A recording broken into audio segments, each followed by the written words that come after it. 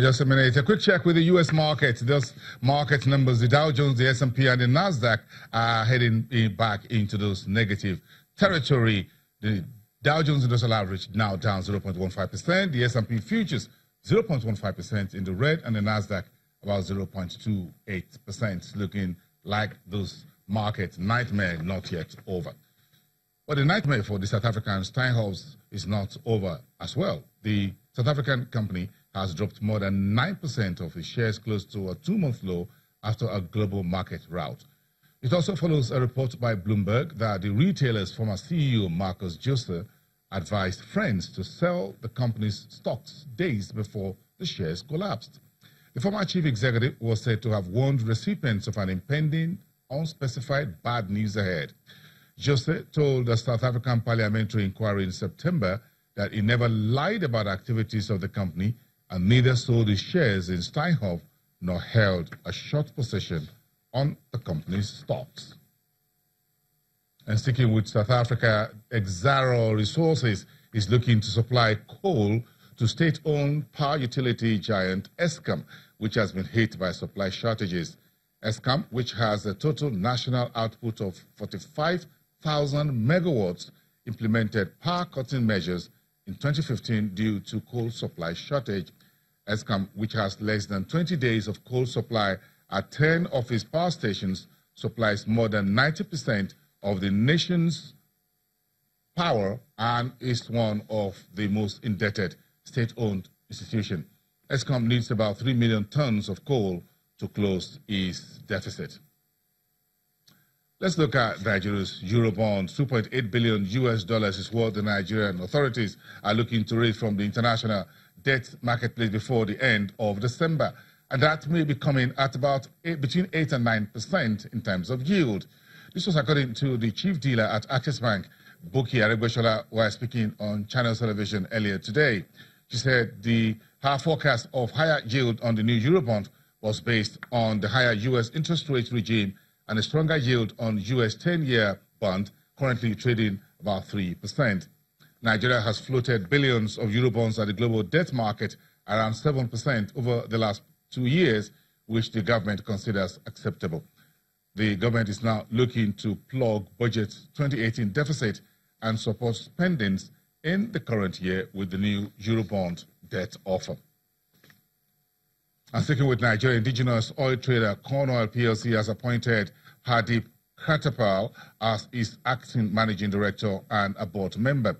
The oil retailer says the new man to head the helm of affairs of the petroleum marketing giant brings with him over 26 years of strong and decisive executive leadership experience at the highest level.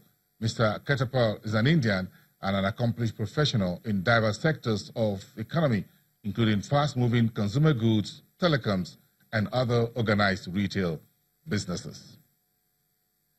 So let's check in again with these stories with Rotimi Fakaijo from Enterprise Stockbrokers, live to us from the Nigerian Stock Exchange trading floor. Rotimi, the company with its latest news, as we have it, is Corn Oil reporting its third quarter numbers and the appointment of an acting managing director, of course, pending the approval of shareholders at the next general meeting. What's your view? Welcome to the program.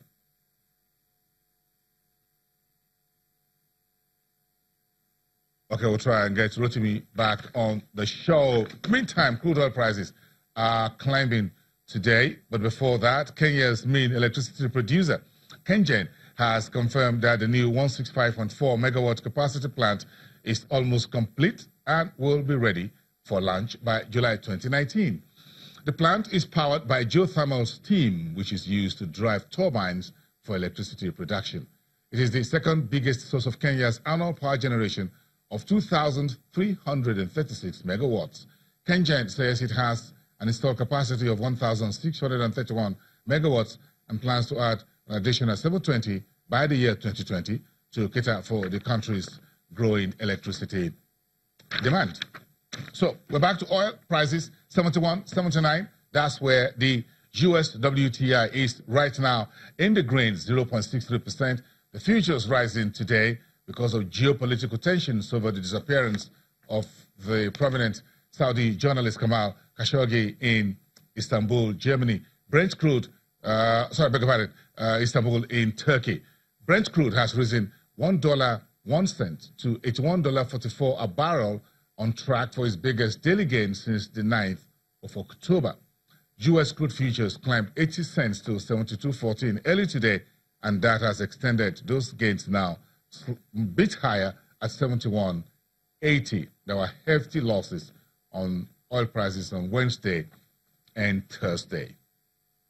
Okay, let's take with the commodities market, with gold still shining, bullion up 1.05% as we speak, as Asian stock market resumed their decline and investors grappled with the impact of the ongoing U.S.-China trade tension and the higher U.S. interest rates. Spot gold was up 0.4% at $1,222 an ounce early today, and that figure is climbing.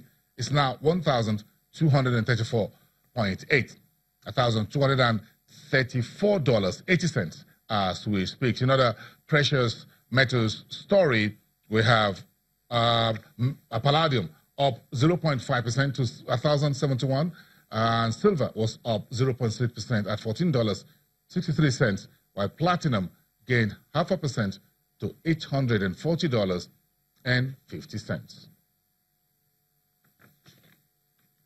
Let's leave it there for today. We'll see you again tomorrow at the same time.